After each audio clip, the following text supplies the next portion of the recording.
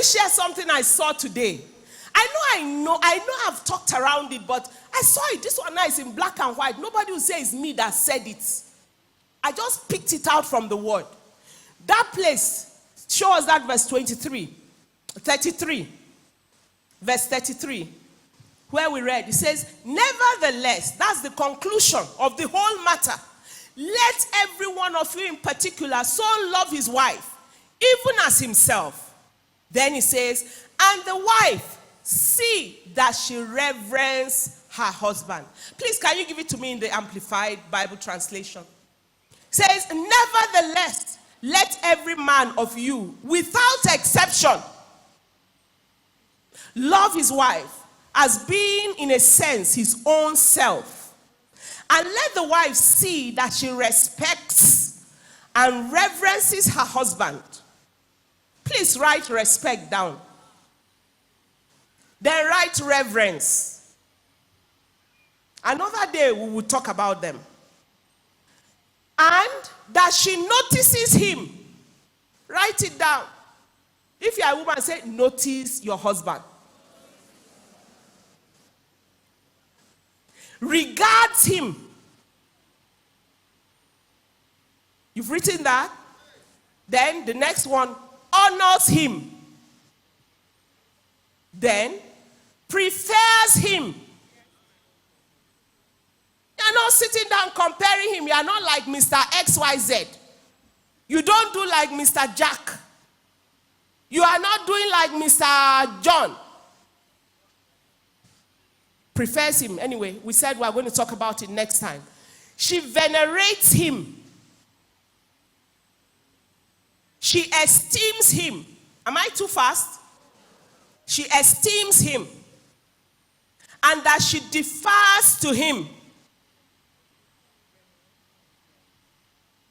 She defers to him. She praises him.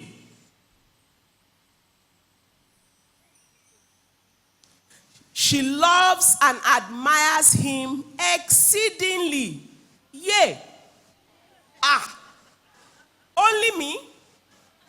I'm sure that's what one woman is thinking. But it was from Bible, or did I read it from my head? Okay. Let me show you one more thing and then we'll move on to the singles. The word reverence in the King James, that word reverence in the King James is taken from the original Greek word of phobia. And that word means to revere. But I squeezed my face when I read further. It says to fear.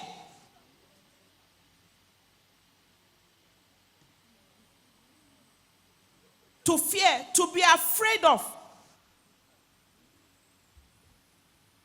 As someone that is startled by a strange sight or sound.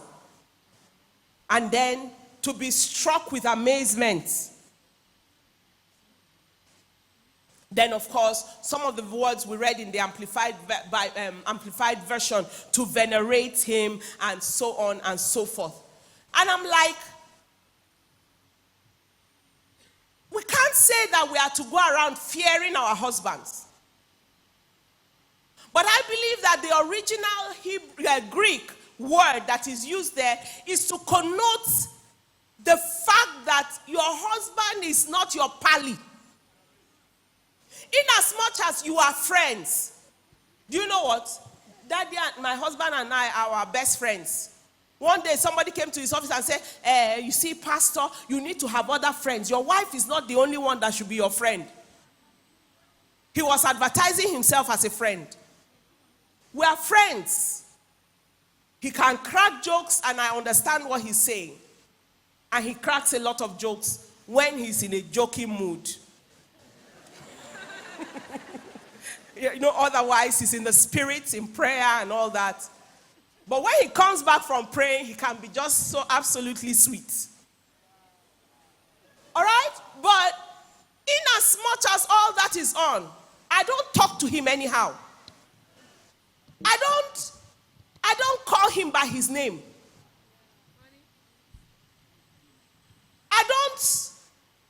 don't talk down at him. It doesn't matter what I want to communicate. I have the mental understanding that he's my superior officer.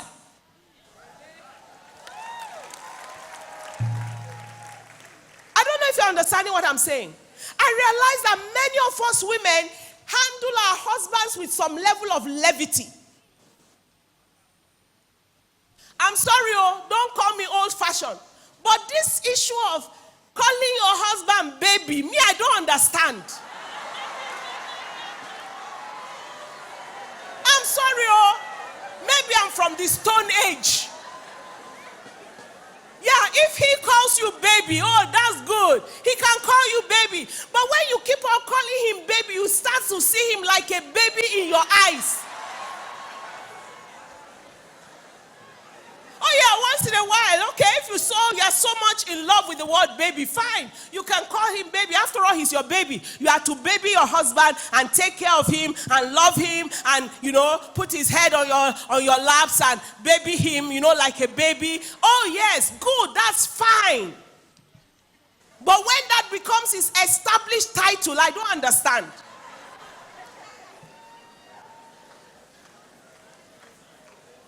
I'm not saying that you should be quivering and shaking when you see your husband coming, like the lion of the tribe of his house arriving in the night. And then all the children dive under the bed and dive under the table and they suddenly fell asleep. They were awake since so. As soon as they heard the sound of the car outside, say, oh boss, daddy don't come. Find your level. Everybody dives to their room and dives under the blanket and they are fast asleep. And they either wake up before he gets out of the house and they are out, or they stay in and let him go first. No, that's not what I'm talking about. I'm talking about a respectful disposition. A reverential disposition of honor, of deferring to him. You can't be in public and people are talking to him somehow and you join the people. Never. You stand with him and say, whatever you people think, I believe what he said. You should be his greatest cheerleader. Your assignment in his life, which we didn't talk about, that was the first passage we read when God said it's not good that man should be alone. Let us make him and help meet for him.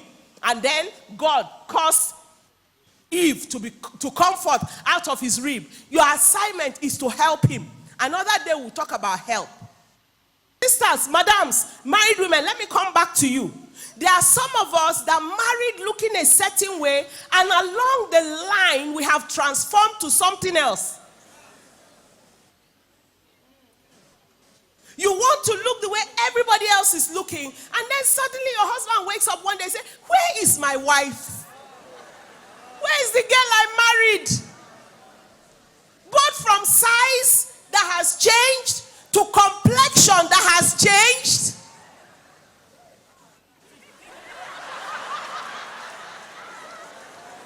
To everything. And you look many times different from who he married. There's a problem there. Let's get back to basics and find out what is the fundamental person, the original look, the original personality that your husband married.